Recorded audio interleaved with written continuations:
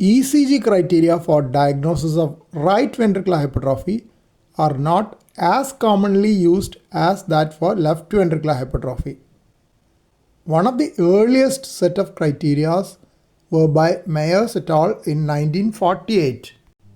Tall R wave in V1 more than 6 mm, R by S ratio more than 1 in V1, deep S in V5 more than 10 mm, or deep S in V6 more than 3 mm were proposed by them.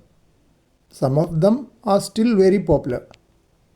There were a few more criteria by them based on small s in V1, small s in V5, V6 and reduced R by S ratio in lateral leads, which are seldom used.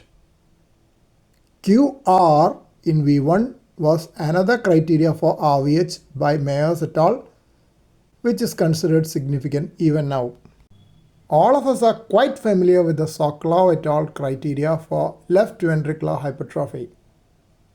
Criteria for right ventricular hypertrophy were also proposed by them in 1949.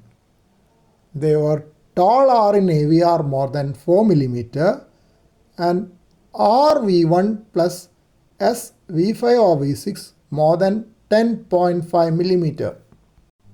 Criteria for RVH generally have low sensitivity. Higher sensitivity is noted in congenital heart disease, while intermediate sensitivity is noted in adults with acquired heart disease and primary pulmonary hypertension. Least sensitivity is noted in chronic lung disease. Incomplete RBBB pattern in right ventricular volume overload and dominant R wave in right precordial leads in right ventricular pressure overload are well known. STT changes may be associated.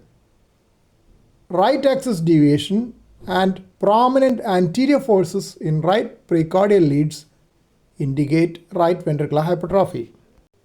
In chronic obstructive pulmonary disease (COPD), ECG changes reflect the low diaphragm from increased lung volume.